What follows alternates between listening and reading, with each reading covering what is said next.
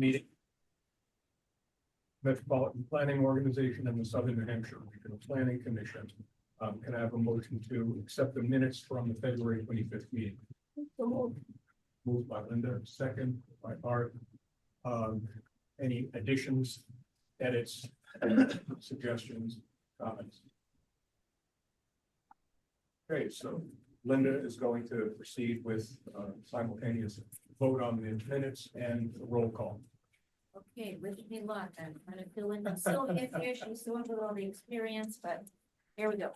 Mr. Dale Palmer. Yeah. Let's see, from Bedford, we have Dan Keith virtually.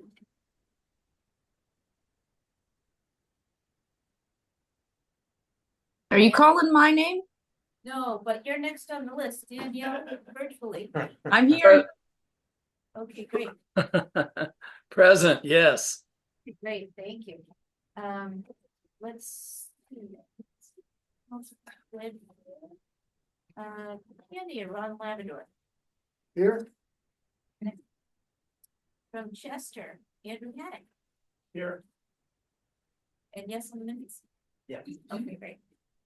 Deb Munson, here and yes, okay, awesome. From Deerfield, we have two people in house, Fred McGarry Here, yes. and Errol Rhodes. Okay. From Gary, we have Jeff Bolton. Here and abstain. John O'Connor, we have virtually. Here and yes. Thank you. And also Richard Tripp. Here and yes. Let's see, from Francis Town, we have Linda Kuhnhart here and now. And Gary Schneckler. Here. Foxtown, Barbara. Here and abstain. Okay. Virtually, I believe we have Pauline Mayu. Good morning, here and abstain. Great. I do not think we have anyone who wants it today. Okay. So then we move on to Londonderry, Brian Battaglia, Here and yes.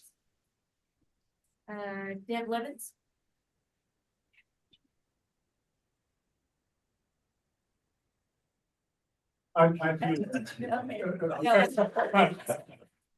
That'll work. Enthusiastically, I might. Yes. Let's see, Art Roper, here in house. Great. From Manchester, we have lots of folks. We have Peter Capano, Here, yes. Ray Clement, Here, yeah. Dan O'Neill, Here and yes. Eliza Augusta, here and yes, and Kevin Shepherd. Here and abstain. Thank you. From New Boston, virtually, we have Ellen Campbell. Here and yes. I don't know where. Not seeing him here. Let's see, Wyndham, we have Here and yes. Here and yes. Great. Let's see, Ed LaPointe also. Okay. Let's see, and from DOT, we have Lucy St. John.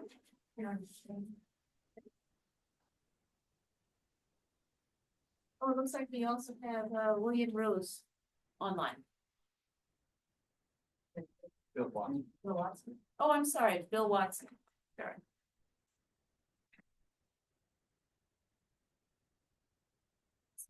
Looks like we also have Craig Tuff joining us. Hi, everyone. Good night, everyone. Okay, Thank you very much. thank you, Linda. On to new business. Action suggested is to adopt the fiscal year 25-28 date. All right.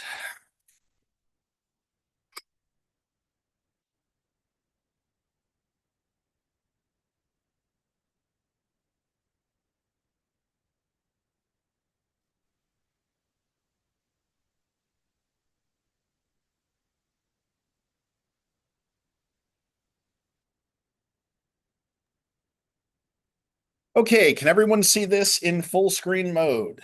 Yes. All right. So we are picking up where we left off last month with our fiscal 25 to 28 draft transportation improvement program. Just as a reminder, when we're talking about the TIP, the TIP, we are talking about the projects occurring over the next 4 years or that have funding programmed with over the next 4 years. In this case, fiscal 25 to 28, we will be talking about the blue box here, the 10-year plan, the next 10-year plan later in the agenda, but essentially the TIP is the first 4 years of the current 10-year plan, although it is updated more often than the current 10-year plan. So we're talking about the projects that are the farthest along in the process, the closest to construction, if you will.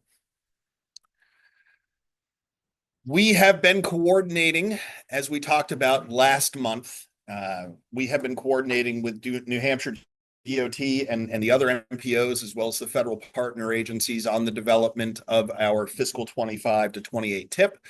We released the draft TIP on February 12th. We held a 30-day public comment period that ran through March 14th. We received one comment, which I'll talk about in a moment during the comment period. Today is your public hearing to consider adoption of the TIP. The TAC, our Technical Advisory Committee, met last Thursday, and they did unanimously recommend adoption of the draft TIP to you all as the MPO. I'd like to note the public comment that we received was actually from a request from New Hampshire DOT to add a district resurfacing project to the TIP. I've shown the details on the screen. This is a District 3 and District 6 resurfacing project. The only part of that affects the Southern New Hampshire Planning Commission region is we have one town in District 6. I believe the town of Deerfield is in District 6. So technically this resurfacing project could benefit the town of Deerfield. And so we are carrying it in we would propose to you that we carry it in our TIP and concur with New Hampshire DOT's request. DOT has confirmed that the funds are available to support this project and would not affect the fiscal constraint of our draft TIP. At this point, unless the MPO would like me to do so, I'm going to refrain from going project by project through the TIP because we spent a good part of last month's meeting doing that. Some would say in excruciating detail. So unless there is a desire for me to do that again, I will stop here. This is our public hearing, so we could welcome any comments from the public or from commissioners if there are any. Otherwise, we would welcome a motion to adopt the TIP with this change from the public comment period. So moved. I'll second with a question. Hey, the fact that New Hampshire DOT reached out regarding the town of Deerfield, does that mean Deerfield will hopefully get some? Well, they reached out in regards to a district-wide paving project in districts 3 and 6. I don't know exactly what sections of road will be paved underneath that, other than to say that Deerfield technically is part of District 6, and theoretically, any paving that's district-wide in District 6 could potentially benefit the town of Deerfield, although I have not seen the final list of sections to be paved in this particular project. It's been moved and seconded. Do we have any other comments in this public meeting period? Questions from anyone in house? Questions or comments from anyone joining virtually?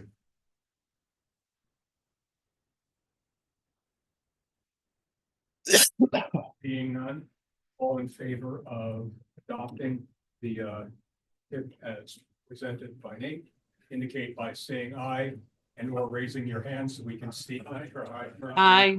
Aye. Aye. Any opposed? Aye. Any abstentions? Motion carried. Thank you all very much. You'll notice that Nate is not going anywhere. I'm not going anywhere. Yeah. The next item is action is for us to adopt the regional project priorities for the 2027 to 2036 10-year plan.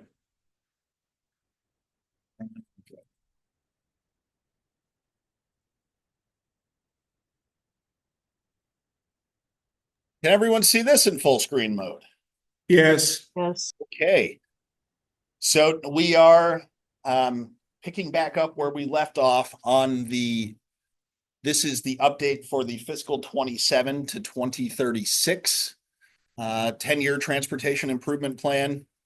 I'll remind you all of the schedule.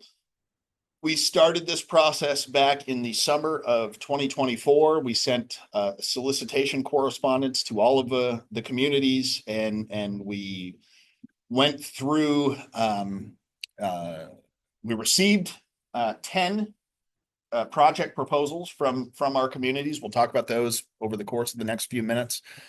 Back in October, we sent it in early November, but we finalized our short list of candidate projects in October.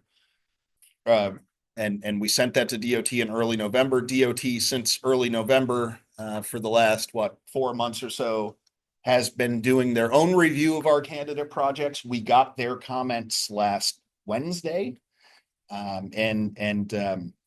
We'll walk through what those comments were and what their cost estimates were versus ours. And ultimately today, what we need to do is, it says here, final regional priorities due to DOT by the end of the month. We need to determine how we are going to allocate our regional allocation for our candidate projects this year. And that's what I'll close this presentation with, our recommendation for how to do that. If you recall, back in October, we had 10 candidate projects in total. Really, we were focusing on 7 of those to pursue for the 10-year plan. 3 of those we identified as being more appropriate for other approaches or other funding sources. The 3 that we thought were more appropriate for other funding sources were the Catesby Lane Bridge in Bedford, because it's a local bridge, generally not Fed aid eligible, although could be under, because of the unique kind of resilience considerations, could be a protect candidate, but more likely a long-term state aid bridge program candidate. We did have VHB scope this project and develop a cost estimate to give Bedford some additional information about the project that they could use if they wanted to apply for protect or start a state aid bridge program conversation. So we did move the ball forward on that project, even though, it really is probably more appropriate for state aid bridge program at this point. In Hooksett, the Route 3 widening from Legends Drive to Hunt Street, this was too big a project for us to be able to consider for the 10-year plan. But we are working, our staff, Adam Lasney, James Veo in particular, have been starting conversations and working with the town of Hooksett to look at, in particular, GE and some of the major employers there, what might be possible for travel demand management initiatives. Could they stagger their shifts or do other things from an employer side, working with the town to help manage the peak hour demand on Route 3 in that area? So we are working, our staff is working with the town to look at options there, to improve conditions on that section of road, recognizing that the capacity improvement that maybe a long-term desire is too much for the 10-year plan at this time. And in Londonderry, Route 102 safety improvements, we do have a road safety audit application to DOT pending. I will also note that as part of the adoption of the last 10-year plan, there is a new statutory speed limit for certain corridors, like the 102 corridor, that would be a statutory speed limit of 45 miles an hour. My understanding is that DOT is going to be changing the speed limit to that statutory 45 mile an hour new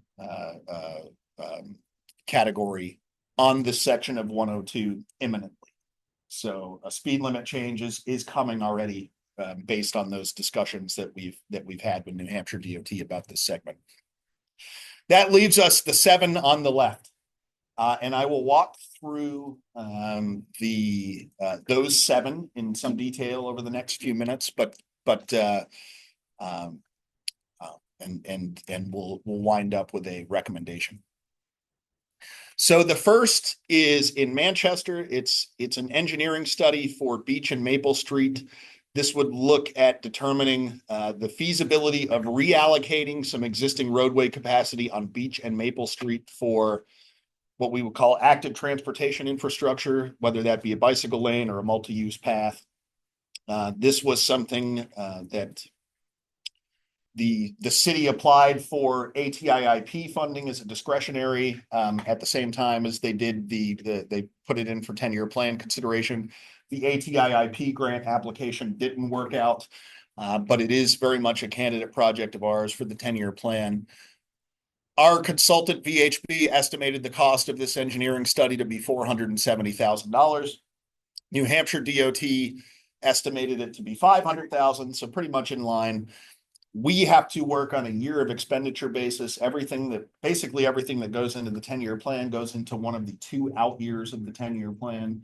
The 2 out years of this 10-year plan are fiscal 2035 and fiscal 2036.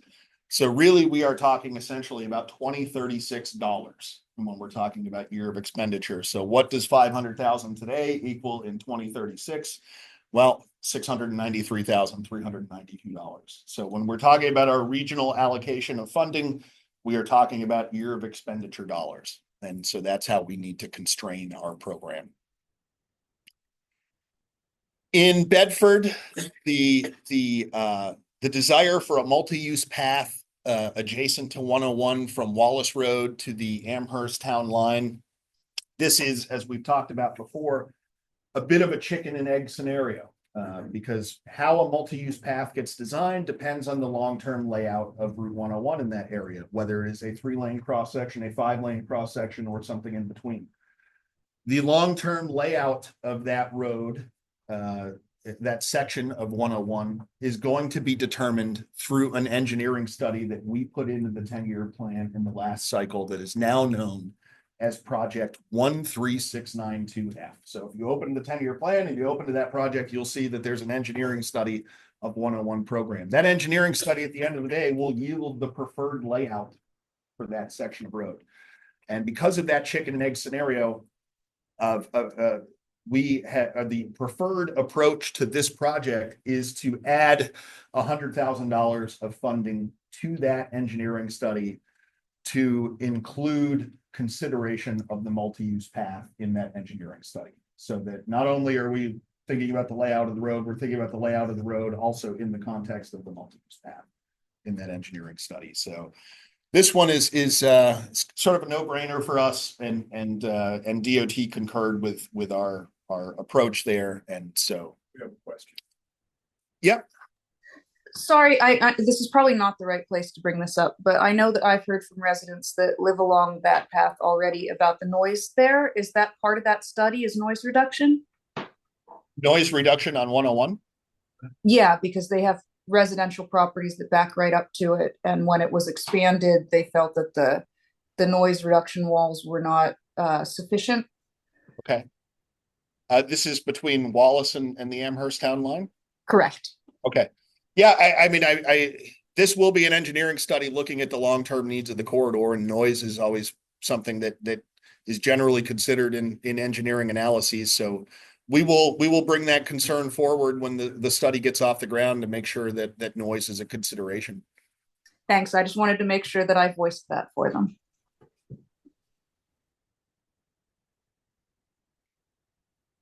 In Hooksett, the intersection of Hackett Hill Road and Exit 11, and this is actually VHB's concept. We looked primarily, it makes, given the turning movements at the intersection being, almost exclusively one type of turning movement at the intersection, a roundabout was the preferred alternative for the purpose of 10-year plan scoping. That's the concept there on the screen that VHB came up with. Their estimate was 1.35 million in today's dollars, and New Hampshire DOT's estimate, as you can see here, is substantially higher than that, $2.6 million in today's dollars. And when that gets translated out to the year of expenditure, about 3.85 million. And that is because of the costs that have come in on some recent similar roundabout projects around the state. I believe Swansea and Conway were the two examples that they gave. So they're estimating construction phase for this project being 2 million alone just for construction. So construction cost inflation is what it is. We don't have a lot of control over that. We do need to defer to New Hampshire DOT's cost estimate for these projects. So we'll talk more about this in a few minutes, but yeah, the cost difference there is striking. And nobody wants to put anything in the 10-year plan that is underfunded. So to the extent possible, we want to make sure we're being that we're programming funding to be able to complete the job when it gets to that point. In Windham, the improvements to the Windham Greenway from Meeting House Road and Old Mill Road to North Lowell Road, which is on the other side of I-93. It's about 2.5 miles all told. We're kind of showing an aerial here that green piece of trail there, which is about 2.25 miles, is town owned and would connect really kind of the Windham town center to the other side of I-93, where it would go to the Fremont branch of the Rockingham Rail Trail. So that little piece on the other side of 93 would be a connector to the Fremont branch of the Rockingham Rail Trail. Would be a nice expansion of rail trail connectivity east-west in the region. VHB's estimate for that project was 2.4 million in today's dollars. New Hampshire DOT's estimate was slightly higher at 2.6 million, which is a year of expenditure of 3.63 million. In Manchester, this is sort of the next phase. If you remember, a couple of years ago, we added this project on the screen, which is intersection improvements and limited bicycle lanes in the I-93 exit 8 Wellington Road area. So it's really the ramp intersections as well as Mammoth Road, and limited bicycle lanes just within that area. We did that because we were constrained by the amount of funding that we had at the time. And so Manchester, the project was always scoped in the long-term vision where the bicycle lanes would extend east to Lindstrom Lane. And so Manchester has requested supplemental funding to extend the bicycle lanes east to Lindstrom Lane. And so we did scope that. VHB scoped it at $1.74 million, and DOT concurred with that estimate, which translates to a year of expenditure cost of just under 2.5 million. In New Boston, what we're calling the New Boston Town Center improvements, this goes all the way back to the 2008-2009 timeframe. There was a context-sensitive solutions planning effort. I think Mike Dugas at DOT at the time was DOT's lead on that effort. Southern New Hampshire Planning Commission participated, as well as representatives of the town of New Boston. They scoped some intersection reconfigurations within the town center, as well as filling some pedestrian infrastructure gaps. That work that started in the CSS process back in that 2008-2009 time range continues to have strong support within the town of New Boston, and they would like to see that project in the 10-year plan. It's their top priority for the 10-year plan in their community. We had VHB scope it. What you're seeing is a VHB concept of that project. There's a substantial difference between what VHB's estimate was and what New Hampshire DOT's estimate was. So VHB's estimate, 654,000, New Hampshire DOT's estimate, $2 million even. And that, as I understand it, what's driving that cost difference is there are some concerns. DOT has concerns about drainage issues in this particular area and what it will cost to improve those drainage issues in the long term. So it really is sort of latent drainage issues that are factoring into this cost difference. And so I don't think we got into it expecting it would be a $2 million project, but here we are. And but it still remains, strongly supported within the town of New Boston, and they have repeatedly emphasized to us their support for the project. So that is noteworthy that there's a significant difference in that cost estimate, and we'll talk more about a proposed approach to this project in a few minutes. Then we had this really a very small project in the town of Auburn. Auburn brought this forward as a safety concern. It's a skewed rail trail crossing at New Hampshire Route 121 and the Rockingham Rail Trail. Kind of see that skewed crossing here. We had VHB scope it. They recommended a rectangular rapid flashing beacon with some geometric improvements, some minor geometric improvements to help skew. New Hampshire DOT concurred with that estimate, and if this went into the 10-year plan, obviously, you're in the out years of the 10-year plan, that 113,500 today becomes 161,700. This is a project that we have had some conversations with DOT on. I would say it's DOT's position based on their correspondence to us that this would be a LPA project managed and matched by the town of Auburn. And Chris is in the room today. I talked with Chris about this to see, because Route 121 is not a town road and the Rockingham Rail Trail is not a town trail. Neither of those pieces of infrastructure is owned or managed by the town of Auburn. And we had that conversation with Chris about whether or not the town would be interested in matching that or managing that project. When we talk about bicycle pedestrian improvements, the Wyndham project, for instance, that is a town-owned trail. It makes sense that would be managed locally. It makes sense that it would be matched locally. In this case, 121 is not a town-owned road, and the Rockingham Rail Trail is not a town-owned trail. And basically, after having that conversation with Chris, it was decided that we would pull this project. So, Chris, any other thoughts about that? I sent you the letter from DOT as well as. Yeah. So we're, we did express our disagreement with DOT that this should be managed and matched locally. They noted that disagreement, and so we're at this point we're pulling that from 10-year plan consideration because of that reason. It's a difficult crossing too.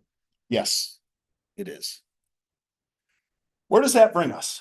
And so what I'm going to propose to you today is what I proposed to our TAC on Thursday, and our TAC unanimously recommended this to you. So basically we have $10.558 million in year of expenditure dollars, as we talked about. We can fund, based on what we assume the town of Wyndham would match, as well as the city of Manchester for the projects on their infrastructure.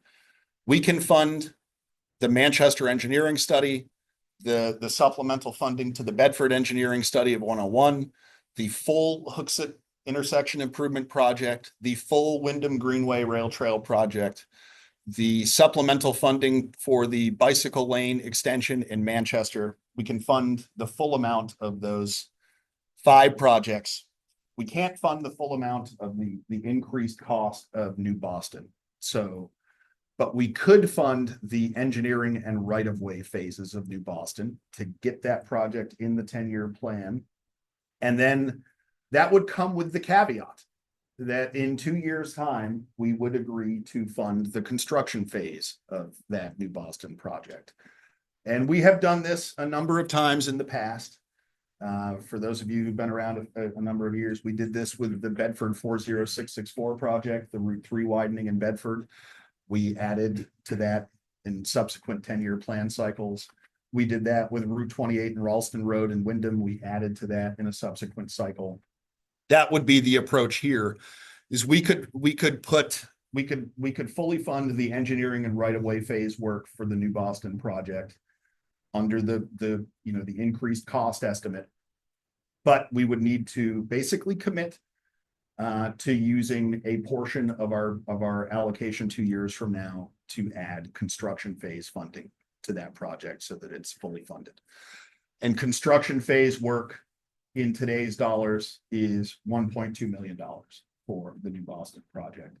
So we would be committing basically in 2 years' time to commit 1.2 million out of our regional allocation, which may or may not be 10.5 million. Or 1.2 million translated to a year of expenditure amount off of the top of our regional allocation in 2 years. It's a tough situation, but this approach, I think, gets all 6 projects moving forward, with that caveat that we would need to come back and deal with the construction phase funding for New Boston in 2 years' time. So that is what I think personally is our highest and best use of our regional allocation for this cycle. It moves all of the priority projects forward as best we can. It was unanimously recommended to you all by our TAC last Thursday. So that would be what I propose to you as a regional allocation, a deployment of our regional allocation for this 10-year plan. And it is ultimately your decision about what you would like to do or not do. This is the starting point for you. And if you have any recommended tweaks or changes to this approach, now would be the time to do that, because we do need to make a decision today on this, and we do need to send correspondence to DOT about how we propose to deploy our regional allocation by the end of March. Thank you, Nate. Questions? Go ahead. Question. In regards to the New Boston project and the thought that in 2 years we'd be putting what we estimate now to be $1 million, who knows what it really will be, is another option also given the time span to pull the project completely from the plan? I mean, just so members understand, you're making it sound like the gavel has come down and that money must be allocated, but if other things come up in 2 years. I would not be in favor of not doing the engineering. I think we need to know what we're dealing with.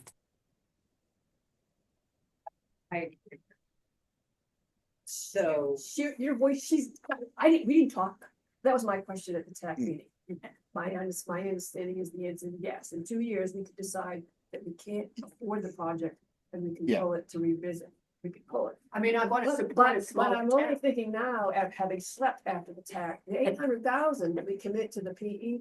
Yeah, the thing I understand about the area is there's this giant, almost stream river that comes down from far away. I am familiar with the. And then it goes invisible under houses and structures, and you're like, this isn't good. And I think the question could be, until we look at it, it's either gonna be the low estimate that VBH gave us because the issue doesn't exist at that spot. Like where the construction, it either is not gonna be a problem, or it's gonna be a really bad problem, but we won't know until we investigate it. And so that's why I became one of the unanimous people for having the TAP forwarded to you, because we could, if we had to at that time, back up. Yeah, I'm familiar. There are lots of spots in New Boston where the rivers, but almost house yards or basements. So I know what the issue is. All right. So what we could do, could be a huge. yes, It could be a huge ticket item. what we could do, Barbara, is we could put it in No, I'm fine now, with. but putting it in 2 It's years, just- we will have the chance to revisit the Right. project. And now that we know that there are some, we could have VHB do a deeper engineering analysis to see exactly what we're coming into in 2 years. And if in 2 years' time, we determine that it's more than we can handle, or that it doesn't make sense to move forward with the project, we always have the ability to pull projects from the 10-year plan. We don't have to I move just forward wanted with to it. make Yeah. sure that Yeah. my understanding of that historically was correct. And we will have at least 2 more 10-year plan update cycles until any of this, actually happens. Right. Okay. Can I make another comment? Yes. Okay, go ahead and then, Ray. Yeah, I mean, just having lived on that river, I think there are some safety concerns that could indeed increase the cost. And maybe it does get pulled later because it gets too expensive. But until we know that, we don't really know what other funding sources are available. And that's why I strongly feel that we should do the engineering. Right. I noticed the sheet of that river was almost covered with ice. I haven't seen that in years. That could be things for the future to concern about. And it was really flooded at one time when the ice was going up over the roads and everything else like that, that had blown apart. To get it to flow, and that was flooding that whole area. So it can happen. Thanks. Chris, you said right away work, does that include property acquisition? There's I no think way they- that's enough. No, Right of way. they DOT, so if you see here, it's 800,000 for what DOT estimated for PE and right of way. 750,000 of that is engineering. Yeah.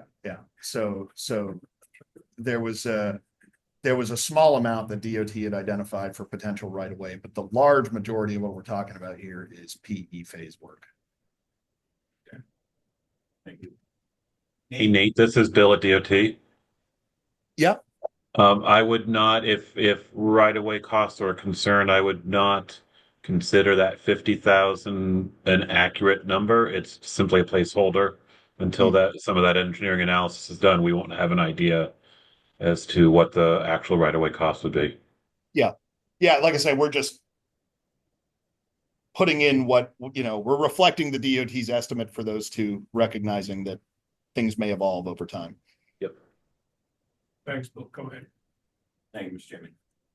Hey, is the local match always inflation adjusted, Yes. or is that just with the 10-year plan? For the purpose of this analysis, it's $36. Yeah, it's basically Inflation adjusted. correct. Yeah. Okay, thank you.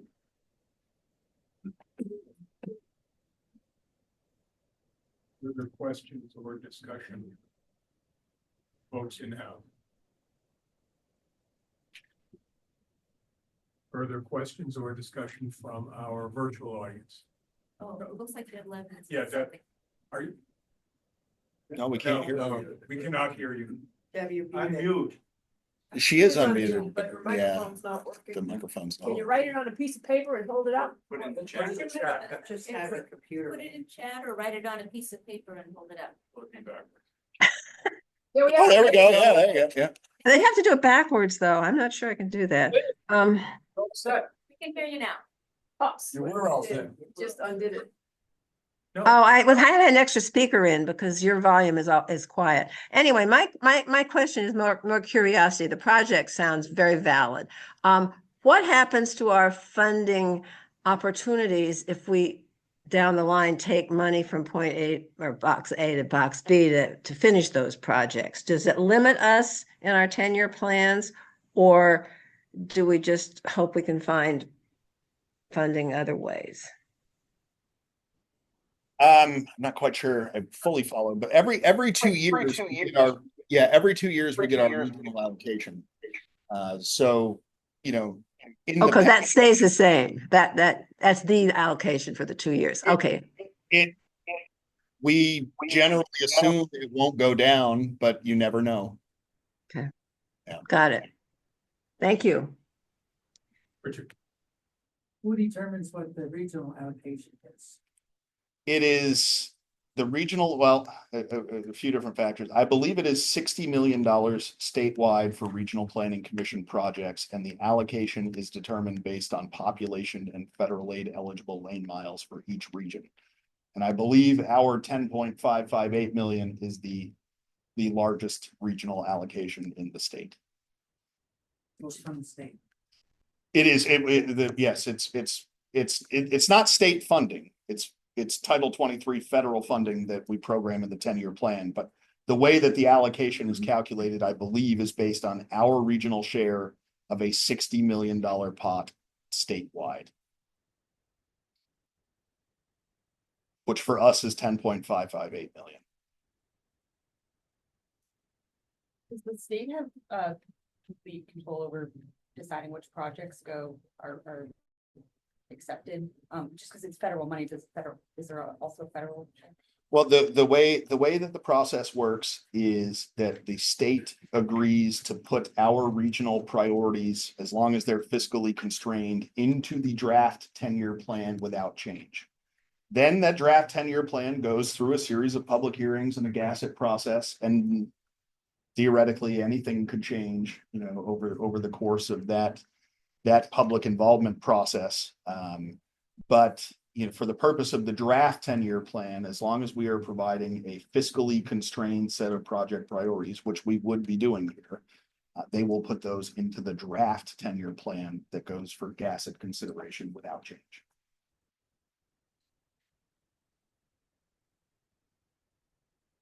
Further questions or comments? Motion to approve is ready. If we've had a motion to approve the Second. proposed 10-year plan project priorities and seconded, all in favor indicate by saying aye and or raising your hand. Aye. Any opposed? Is that an opposition, Deb?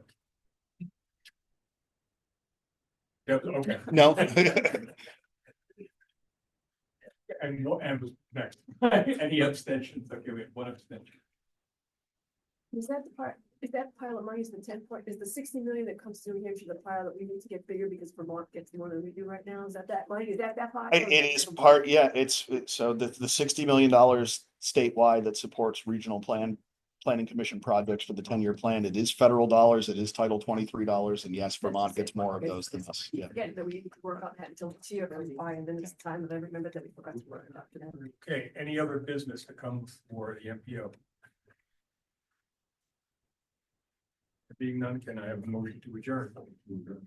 Second. Okay, moved by Peter, seconded by Art. All in favor? Aye. I'm getting some. Meeting adjourned. Let's get going right away.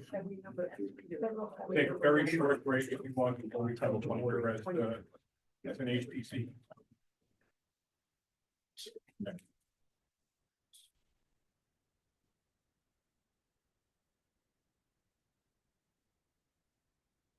There's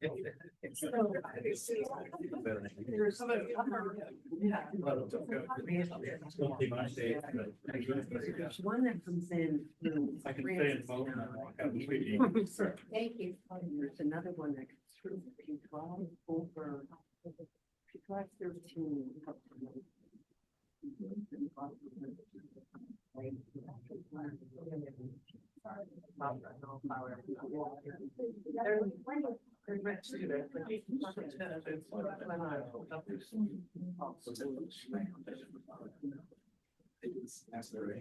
Yeah, and. Yes. So in the New Boston Center. Water you can see. I've been in the house with water.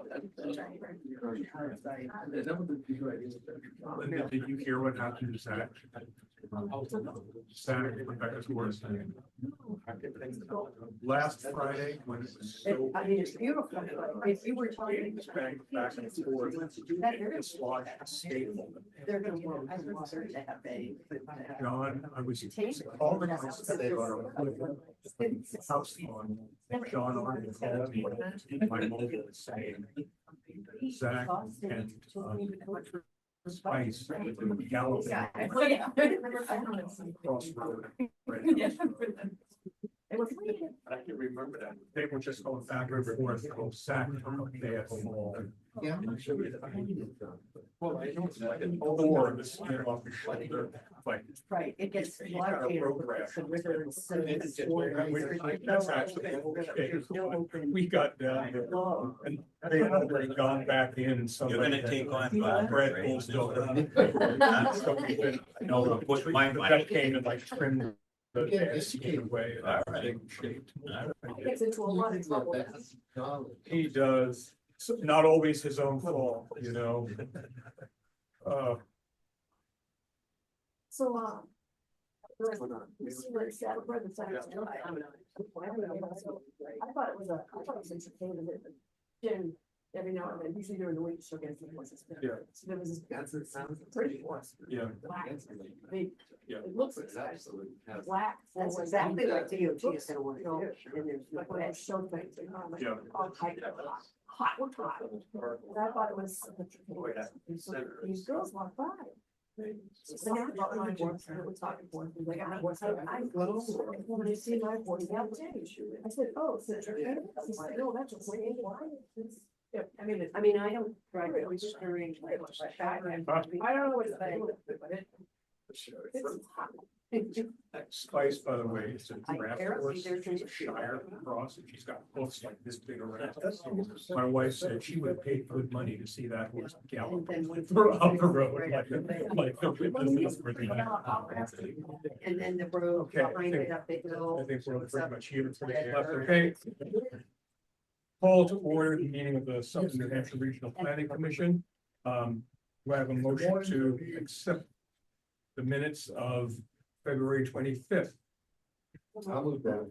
Moved and second by Peter. And another roll call by Linda. Okay. So, since Chris had to leave, we don't have anyone from Auburn, Victor, we have, Dan Heath. Present. Yes.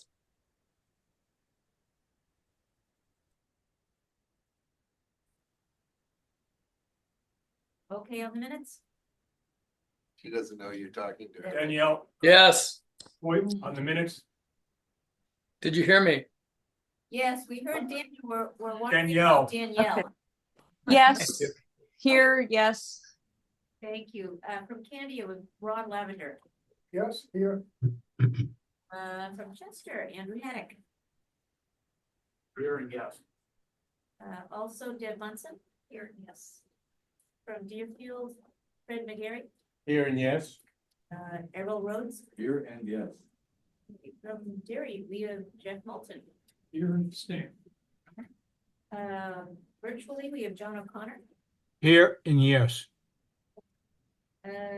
Richard Tripp. Here and yes. All right. Francistown, we have Linda Kuhnhart. Here and yes. And Gary Schneckler. Here and yes. From Goffstown, we have Barbara Griffin. Here, abstain. Okay, and Colleen Mayu. Here and abstain. Let's see.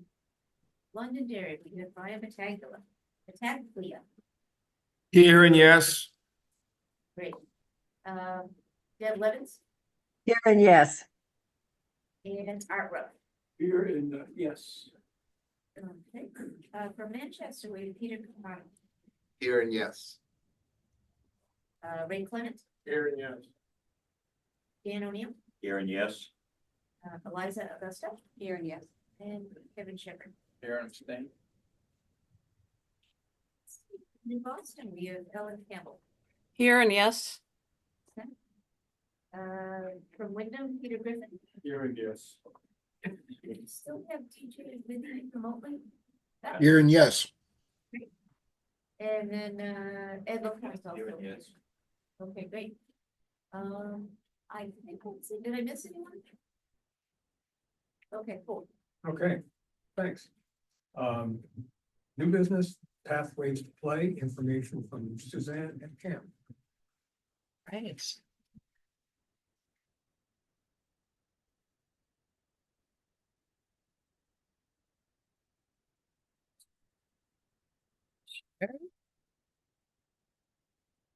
I did that wrong.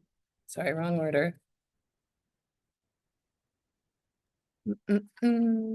Suzanne, could you also make me a co-host? Oh my gosh, of course. Hold on just a second, Cam. Yep. Let me do this in all proper order. Hold on. So there you are. I'm gonna make you a co-host. So Cam is gonna be actually sharing his screen remotely. He's gonna be walking us through a new website for Pathways to Play that we're excited to share with you all today.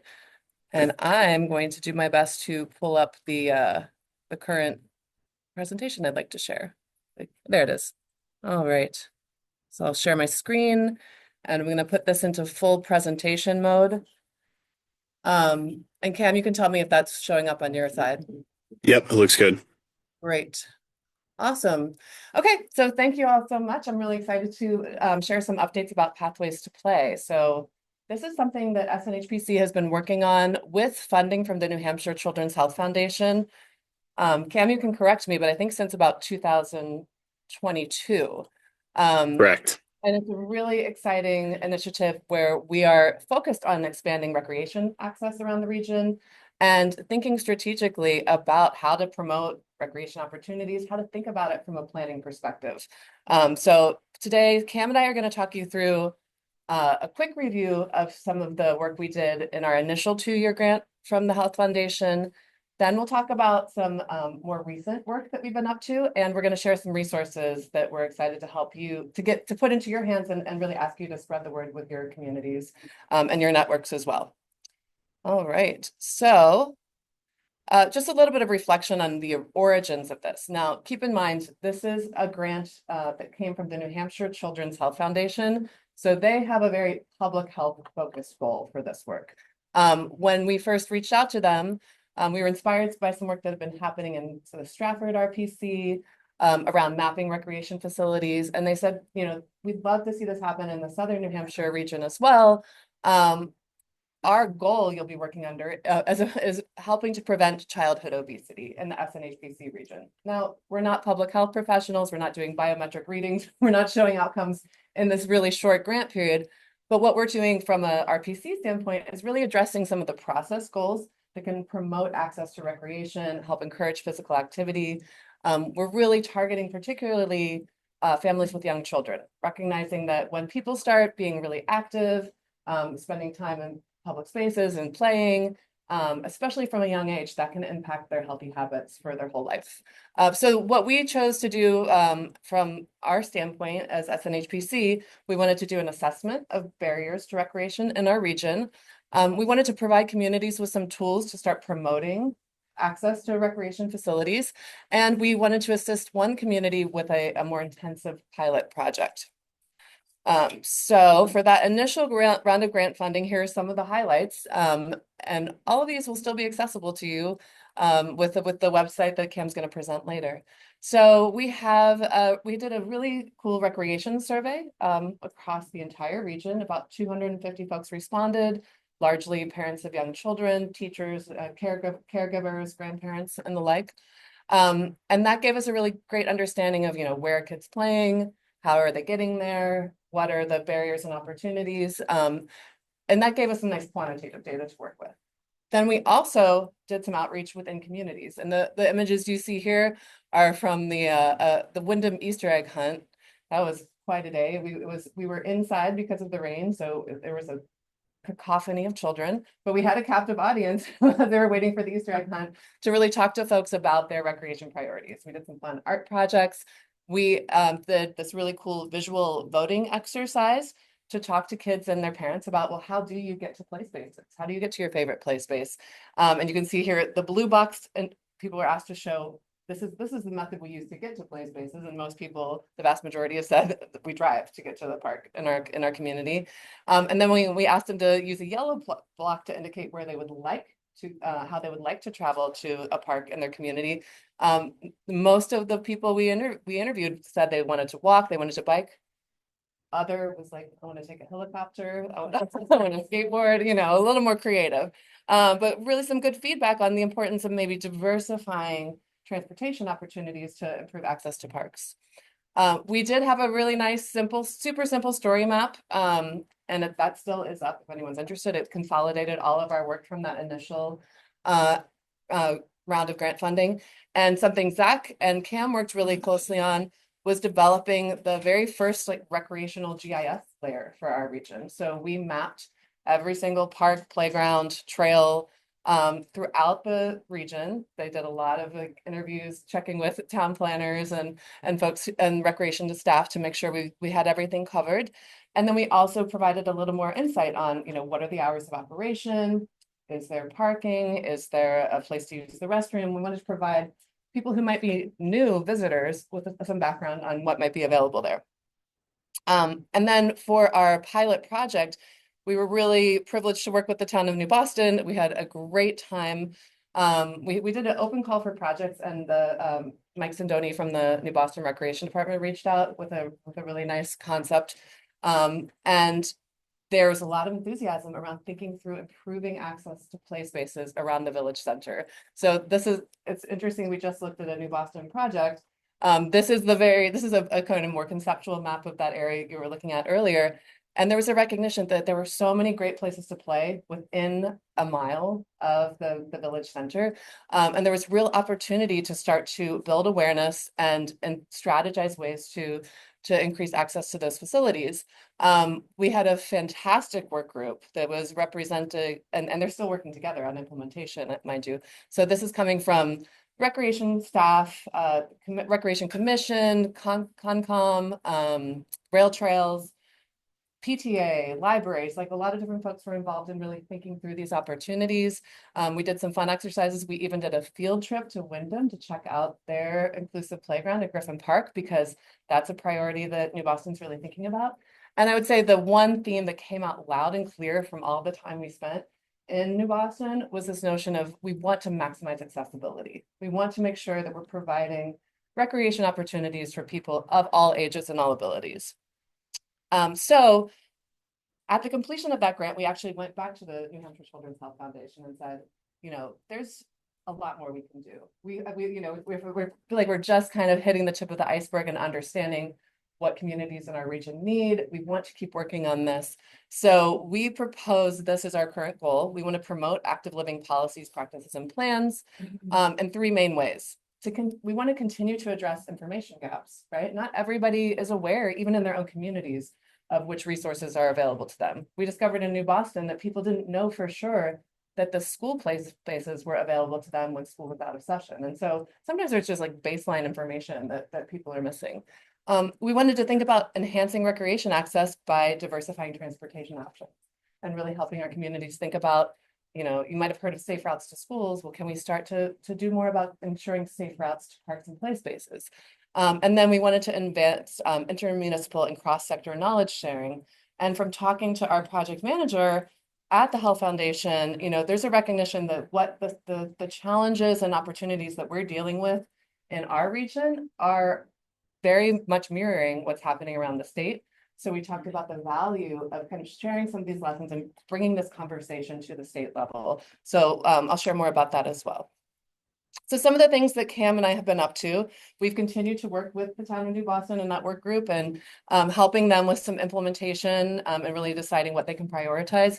Here you can see that they worked with an Eagle Scout to get an information kiosk in the Village Square, and that now shows the Pathways to Play map.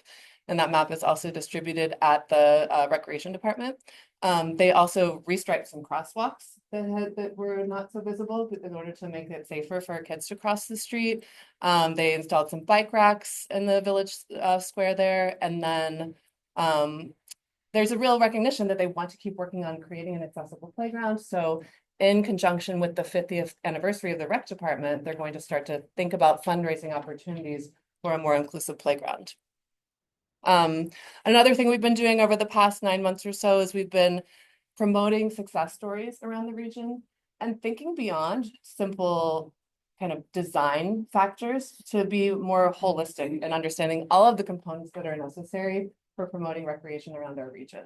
So you might have seen in recent SNHP newsletters or on our social media, we've done a little bit of a Q&A with the Friends of Piscataqua River Park and talked about the necessity, inherent value of stewardship and ensuring we're maintaining public spaces in a way that make them as inviting for people as possible.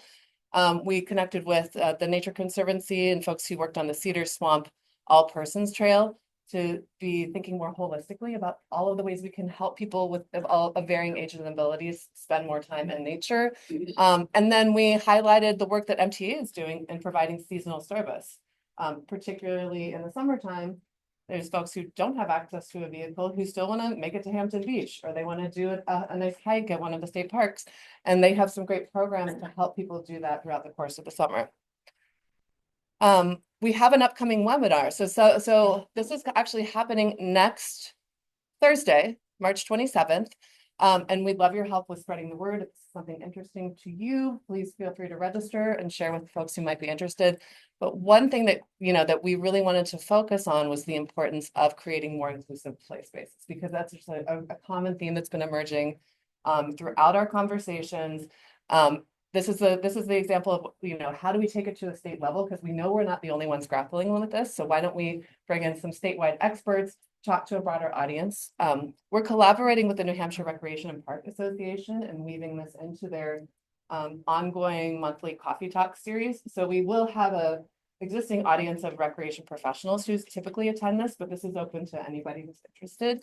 And the speakers we're highlighting, we have Janet Horvath, who many of you in Manchester are familiar with, and she's now working for the state on kind of oversight of various programs that address accessible play spaces.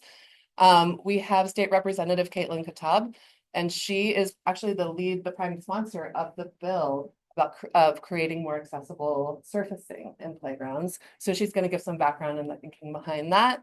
Louis Esposito from Able New Hampshire. This is a great nonprofit organization that's focused on disability advocacy. And he's going to provide some perspective on a kind of holistic interpretation of inclusion that, yes, accounts for mobility, but also for other issues around communication, sensory needs, other issues folks might experience in a public space or playground. And then Michelle Shepard from Granite YMCA, she's the ED there, and she's led a lot of efforts recently to renovate playgrounds and play spaces of varying types, camps, indoor facilities. So she's going to give some perspective from Granite YMCA. It'll be about an hour 15. I imagine there'll be plenty of time for Q&A. So it'll be kind of an informal conversation, coffee talk, panel discussion. These are some ways just on the bullets here show, like if you're looking for a link, there's a lot of different ways to track that down. And you can, of course, always email me. And then I'm going to pass it over to Cam to do a deep dive into our new Pathways to Play website. So we actually kind of consolidated a lot of the work over the past 3 years and put this into one location and kind of created some user-friendly toolkits and activity guides to download. So he's going to walk us through that now. So let me stop sharing my screen and I'll pass it over to you, Cam. Thank you. Let's see if I can share. Okay. Just one Can you? for What's folks that? For folks in the room, we can also follow up with an email. Actually, the Sustainable Newsflash that went out yesterday has a link to this as well. So there's a lot of different ways to access this website. So far, I don't see anything, Cam. Okay. Are you seeing the website, Suzanne? Yes. Excellent. Okay. So like Suzanne said, I'm going to be running through this website. Sometimes presentations like this can be kind of clunky, so you're going to have to bear with me, but I'll keep it relatively brief. So this is a story map, and for those who've seen some of our other work with story maps, this is actually a collection of several other story maps that we made to look like kind of its standalone website. So kind of a little in the weeds there, but something we're kind of proud of how it looks. So this is our homepage. It kind of acts as a call to action. We're encouraging residents and municipalities and folks in the rec area to use this site's resources to help enhance recreation in our region. We also have a little blurb here, which we have across the website. We're trying to spread the word about our coffee talk on accessible playgrounds that Suzanne talked about. So I'm going to jump in to find a play space. So you can see here we have find a play space, why parks matter, engage your community, play space showcase, and about us. So I'm going to jump right in. So find a play space is ultimately building on the work that we did in the first year of Pathways to Play that Suzanne talked about with our interactive recreation facilities map. So previously we had a map where play spaces, facilities, trails were shown with a green dot. And because we had a little bit more of a focus on access in general, we decided to include some layers to help advance that type of multimodal access. So we have in purple here are sidewalks, and the orange dots are bus stops. So I'm gonna just briefly click on one. I hope you can see this. This is the Manchester Cedar Swamp, something that Suzanne mentioned earlier and something we've been celebrating through our Pathways to Play program. When you click on a dot, it pulls up an attribute table that gives some information that you may be looking for a park, its address, what the primary use is, its hours, if there are admission restrictions or fee, restrooms, and if there's parking. And right here is kind of a good example of one that is close to a bus stop. It's close to housing, and just a great example of a great play space. So I'm going to move on to why parks matter here. And why parks matter is really us trying to just make the case for recreation. And as a part of this, we have a pretty neat fact sheet. Let's see if I can open this. And can you see this, Suzanne? Give it a second. It's just a slow load, but yep, it's showing up.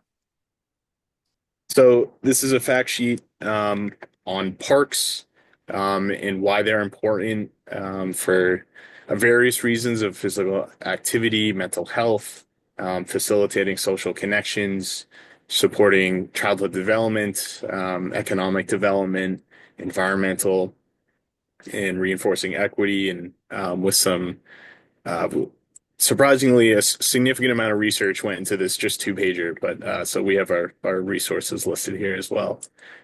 So it's just one example of kind of making the case. We also have our 2-page survey summary that Suzanne talked about, as well as New Hampshire centered kind of recreation and accessibility links and resources, as well as nationwide. This page is one we're particularly fond and kind of proud of.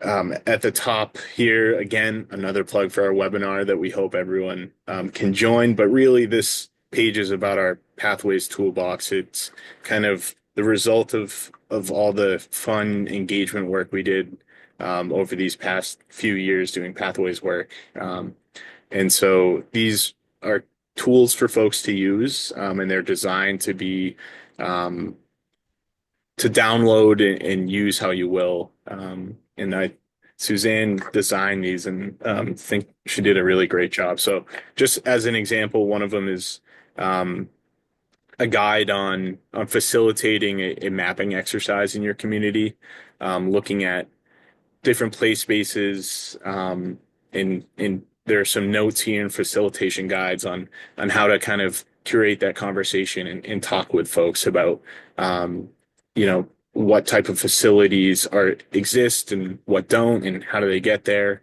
It's a really great resource. And I'll show you another one too, because this one's really cute and fun.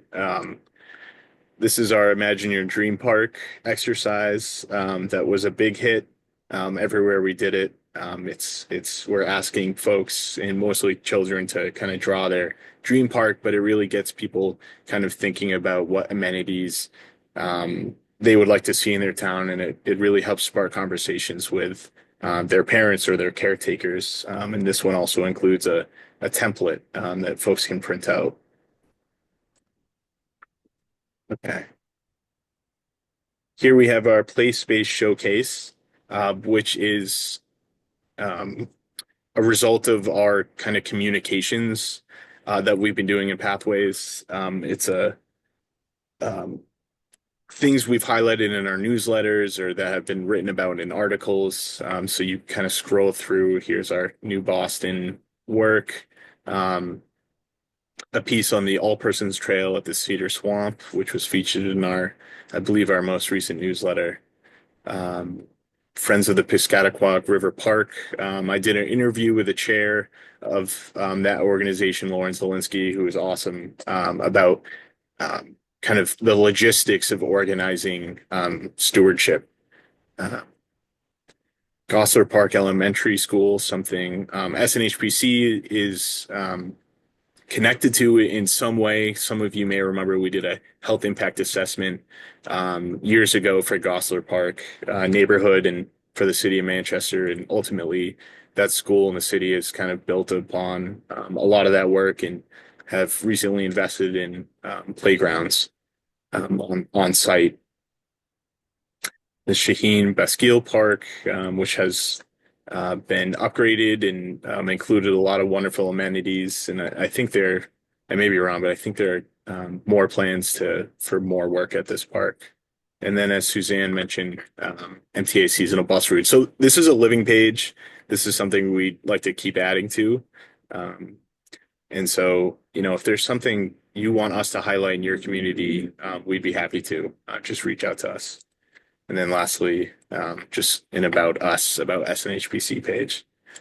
So with that, I'll stop sharing, Suzanne. And if there's anything else you'd like to add, please feel free. Yeah, nothing specific except that we really very much enjoy doing this work. I think that we really would appreciate your help with getting the word out to folks who might find this relevant. And one of the things that I'd like to think about too is how we can be more deliberate about integrating recreation planning into the work we do on the day-to-day. It's often like we're focused on land use, we're focused on housing, we're focused on transportation very regularly, but let's bring that recreation piece into the equation because it is so important for people's sense of community and quality of life. So I'd love to keep working with you on thinking that opportunity through. Thanks. I actually have a question, if I can start with a comment and a question. First of all, I think you've done a great job on the website. I mean, it's really visually engaging. The navigation seems really easy and accessible. One question I had when you started, and you don't have to bring the slide up again, Cam, but when you click on the find a play space, when I looked at that map, that looks really noisy. Right. And I was wondering if it was possible to have the map maybe, and because you also have the click here to find a place that's not on the map, right? For, communities like ours. Yeah. But even in that map, if you could divide it, say, into quadrants and say, select the quadrant you want, select the section you want. And if you click on that, it's at a different scale. That's less clutter. Because when Cam was going to that, I couldn't see the orange dot because the green dot was right next to it. And it was because of the scale, I think, of the entire thing. I don't know if that's possible. Seems like we have a lot of user experience experts in the room who want to jump in. Yeah. Can you zoom on that? Yes, map? it's So very as you interactive. zoom, things will separate. Exactly. Right. It's a little hard to demo, especially because of delays with Zoom. It probably looks a lot clunkier than it is. I was also thinking of like biped, because you would still have to zoom. Yeah. So if you go to this quadrant and zoom in a little bit there, it would be much more obvious. Yeah, It's a GIS map.